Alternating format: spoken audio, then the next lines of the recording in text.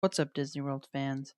Welcome to episode 2 of Reimagining Disney World. Last episode, we focused on Epcot and specifically World Showcase South, as I'm calling it. We made additions to Morocco, Japan, and Italy, and it really got us going with Epcot 3.0. Today's expansion will focus on what I'm calling World Showcase East. So, over in this general area, we are going to reimagine a bunch. But before I do that, actually, I want to talk about the Imagination Pavilion. And it's a big expansion for this one. I'm going to turn the Imagination Pavilion into a new land, or perhaps a bigger land, a sort of rethemed, but perhaps better, expanded version of the Imagination Pavilion. And since it's not just one pavilion anymore, I'm going to call it Dream World. A gigantic expansion of the Imagination Pavilion with a new name, Dream World. The name Dream World comes from Epcot having World Nature and World Discovery, so it fits the theming. I didn't think World Dream sounded good, so instead I'm calling it Dream World instead of World Dream. The Imagination Pavilion structure stays similar to what it is now, becoming a land icon for this new land. New wacky structures can be added alongside the upside down waterfalls and glass pyramids, which is already there, like rainbows, bubbles, giant balloons, shooting stars, and cotton candy clouds. Imagineers should go all out with the bright colors and anything that would look cool. This land also gives the ever popular Figment his own land, and he will become the symbol of Epcot 3.0, shooting promos or commercials about the new additions, which we talked about last episode and this episode. Additionally, the characters of Inside Out and Wish are also incorporated into the land. They fit very well into the theme, Inside Out being about your internal emotions, which fits the dream world, and then Wish being about wishing, which is obviously about dreaming. The Muppet Mobile Lab also can be found in this land. The Muppet Mobile Lab appeared in Disney World from time to time, but it always got swarmed by guests and it broke a decent amount, so I'm thinking that it will kind of stay in this land and never too far away from designated areas where it can be taken out if it breaks or if it gets overcrowded.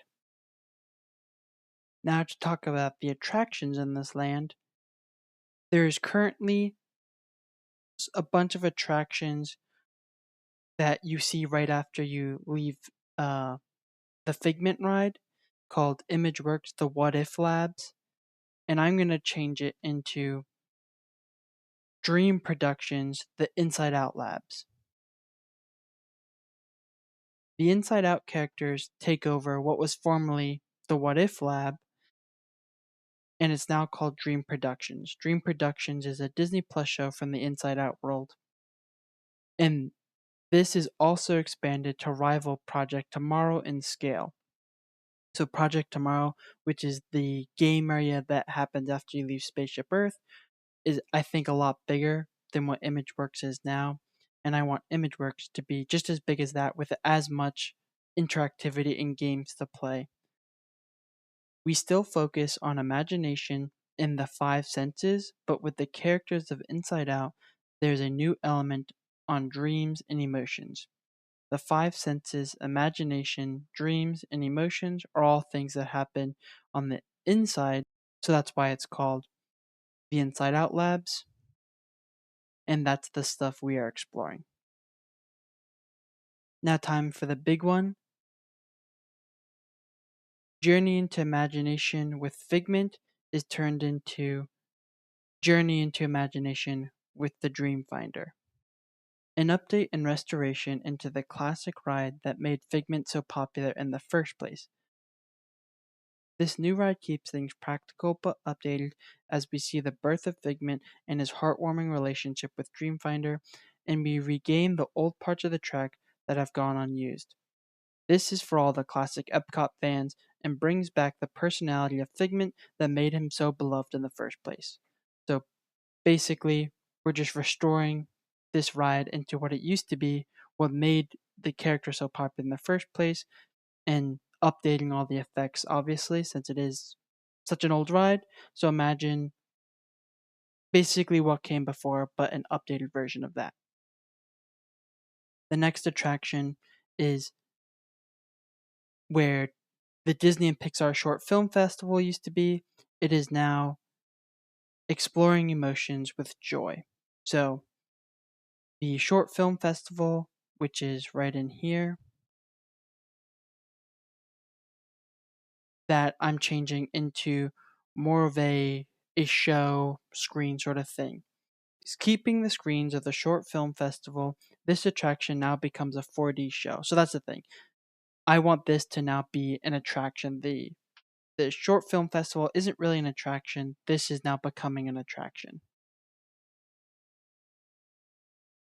Keeping the screens of the short film festival, this attraction now becomes a 4D show starring Joy as she explores the six emotions: her, the four other main characters from Inside Out, and finally Surprise. Now, if you didn't know, there is like some emotion theory, and most theorists say that there are six emotions, but Inside Out, the first one, only had five emotions, and the sixth one they left out is surprise. So this is real, like educational stuff. Once again, keeping the themes of edutainment. No one knows who Surprise is until it's revealed to be Figment, who surprises everyone and is a bit more mischievous, so that's taking his mischief from the current ride and putting it into this attraction. No one knows who Surprise is until it's revealed to be Figment, who surprises everyone and is a bit more mischievous here, but not on purpose. The show ends with everyone getting along and hopefully guests having a better understanding of their emotions. Figment being in this show should not be broadcast anywhere, like no commercials or anything, and should be a true surprise for first time visitors. So, what this means is he shouldn't be broadcast anywhere on commercials, he shouldn't be outside of the attraction.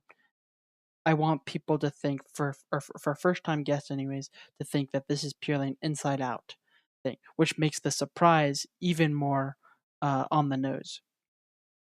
Also, like I said earlier, here he gets to be a bit more mischievous, similar to his current personality, but he should still be lovable and nice, just a bit too whimsical at first. The show should try to teach people about their emotions and how to cope with them, keeping the edutainment alive. And this could be similar to It's Tough to Be a Bug, both in how the ride should operate or how the attraction should operate and the edutainment part of the attraction. And it should obviously have a focus on mental health. With Dreamworld out of the way, we're now going to move back to the main area of expansion, World Showcase East, as I'm calling it. And the first thing I want to talk about is a small Chinese expansion, and we are going to expand the Chinese Pavilion, add enough land to add a dark ride. The entrance to the ride will take over the Mulan meet and greet. So this is current China and expand into here. And this will be where a new ride I'm calling Spirit of Wuxia is going to be located. Apologies if I'm mispronouncing it wrong, but it's Wuxia. I'm saying Wuxia. Wuxia is a specific Chinese martial arts film genre focusing on chivalry in ancient China. This genre is most famously, in my opinion, seen in Crouching Tiger, Hidden Dragon, but yes, also inspired Mulan. This ride will be a dark ride where guests journey alongside Mulan and Mushu as they travel across Imperial China, exploring the landscapes, architecture, and traditions that shape the legends of Wuxia. Through this journey, Mulan seeks a deeper understanding of what it means to be a wuxia hero and how those ideals shaped the world around her. Here, the ride focuses on a specific element of Chinese culture, but an IP acts as our guide and framing device. So, this is where the ride will be. Moving on to Mexico. Today, Mexico is where the Grand Fiesta Tour starring the Three Caballeros currently resides. And don't worry, I'm not going to get rid of it. It actually deeply inspired much of what I'm doing with World Showcase, and the spirit of that ride inspired a lot of what I'm doing, so it'd feel wrong getting rid of it. But I do want to do a Halloween overlay. This Halloween overlay will be called Dia de los Muertos Tour starring Coco. A small overlay celebrating Dia de los Muertos, Day of the Dead, with Coco taking us around Mexico in the underworld from the film. A Coco retheme for the Food and Wine Festival, which takes place around Halloween, for a screen based ride would be super easy to do and a happy middle ground of having two rides in one, because there is a lot of people who want to completely get rid of the original or current Grand Fiesta Tour, and I don't want to do that, but that seems to be a happy middle ground. Speaking of happy middle grounds, I want to go to the Norway Pavilion, where currently Frozen Ever After resides, but I want to replace it or retheme it to a ride I'm calling Frozen Maelstrom, which you can probably guess based off the name what it is. Keeping the same track, Elsa tasks you to be a royal emissary and travel from Arendelle to the neighboring kingdom of Norway with Olaf.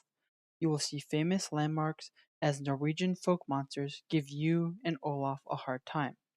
This is a happy middle ground once again of the two rides that used to be here, giving the Maelstrom fans a win while keeping the IP in the ride. And this fits my vision of Epcot, using IP as guides to explore real world cultures, not getting rid of real world cultures for a fake IP. Then moving south to, we'll get to what this is in a second, but we're over here now. This is the German Pavilion. And I want to expand the German Pavilion, add enough land to add a boat ride. The entrance to the ride will be near the Summerfest sign. This was clearly the original intent for this part of the Germany Pavilion, with an entrance to a ride already being partly built but closed off. Like, if you ever go here, it's really weird. It seems like there should be a ride here. There's like an entrance and everything, and there's no ride. And it's because a ride was originally supposed to be there, and that ride is what I'm adding today, the Rhine River Cruise. A slow boat ride that takes you down the Rhine River, starting in Amsterdam, flowing through western Germany, and finishing in a modern German town. This will be a slow and peaceful sightseeing ride. The Amsterdam part will have windmills and tulips, everything stereotypically Dutch, transitioning to models of German castles with small references to classic Disney fairy tales like Sleeping Beauty, Cinderella, and Pinocchio, all inspired by German tales. As the ride wraps up, things will get more and more modern with towns and then small cities. This creates a ride always originally intended for Epcot and the German Pavilion. Partly due to this ride harkens back to classic Epcot rides, no story, no IP, which there kinda is IP but only in the background, just a chill ride to see recreations of famous architecture. The temporal transition through environmental storytelling allows for a love of the past and appreciation of how far we've come. And then there's a new land, a new country, the first time I'm adding a country, and it is, drumroll, The Tunisia Pavilion. First, we have to tear down the outpost. This is a really weird land that has always felt like a placeholder. It is loosely themed to Africa and also sometimes has pirate stuff. It is too small to actually be anything, and its theming is unclear. Tearing it down to add an actual country pavilion has always seemed to be the plan, and that's what I'm fulfilling today. With this in mind, I'd like to replace it with an African country pavilion. This can act as a reference to what came before while keeping the world and world showcase and the ability to reuse certain things. Although I was thinking about Animal Kingdom, which has an Africa section, but that really is focusing on sub Saharan Africa, and it has an Asia section focusing on Central and Southeast Asia. And now Tropical Americas is also being added to Animal Kingdom. So I don't want to add a country that would fit in any of those three lands. So that's why I chose Tunisia. Tunisia is a small country, far often punching above its weight throughout history, creating a Tunisia pavilion as the 12th country and the second African country to the World Showcase. This land can be split in two. The front will have models and replicas of Tunisian architecture throughout time. It will have what can be found today in Tunisia, as well as Carthaginian architecture, because the Carthaginian Empire was in modern day Tunisia. Second, and this is where some personal bias comes in, the back of the pavilion will be themed to Tatooine. For those who don't know, Tunisia is where Tatooine was filmed, inspired by a real city called, and I don't know how to pronounce it other than Tatooine, but it's spelled differently. I want the land to put the real Tunisia and the real Tatooine and Berber culture first, but with this mega popular IP acting as a big draw. There will be a store with merchandise with things from Tunisia, Tatooine, and Star Wars, as well as a restaurant themed to Mos Eisley with African and Mediterranean inspired food. There will be a meet and greet with characters that appeared on Tatooine, like Luke Skywalker and Han Solo, or basically anyone in the Star Wars universe.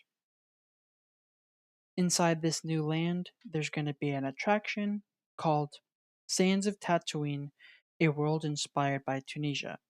It's a gallery full of movie props, models, and set photos from Tatooine and the Star Wars movies, highlighting the real world counterparts that inspired them from Tunisia.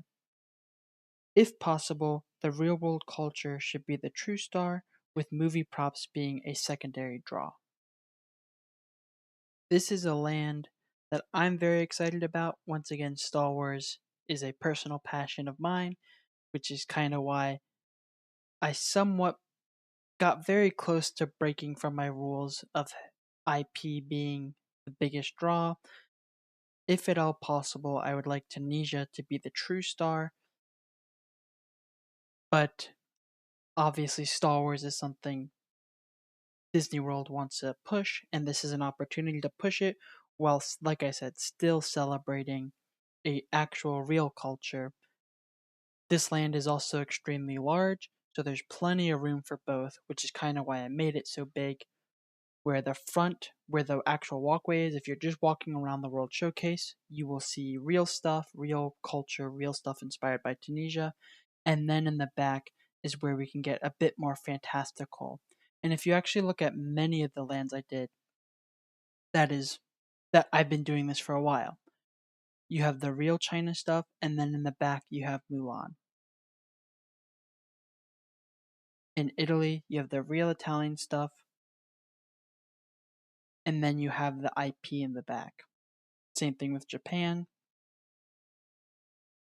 But anyways, I want to pause right there as that completes World Showcase East.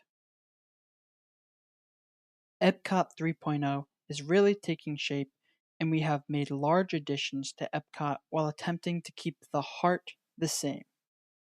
This would be one of the biggest expansions a park has gotten in a long time, despite not truly expanding, right? If you look at my additions, I didn't add a whole new section. It's always been additions. except for sort of Tunisia. Like I said in my last video, I think guest feedback is extremely important, and while that's not really possible here, you guys can be the guest feedback in the comments below. Let me know what you think. I made some fan servicey changes, I think, right, with Dreamworld, restoring Journey into Imagination. I brought back Maelstrom, sort of, and then a very big change I did was adding Tunisia, and specifically a Star Wars forward Tunisia. So lots of changes, lots of decisions I'm making, and I'd really appreciate any feedback you have, your thoughts. Next video, we are going to talk about World Showcase West, and that will complete the entire World Showcase. We've done the South, we've done the East, and then we'll finish off with the West. Don't forget to like and subscribe. Goodbye.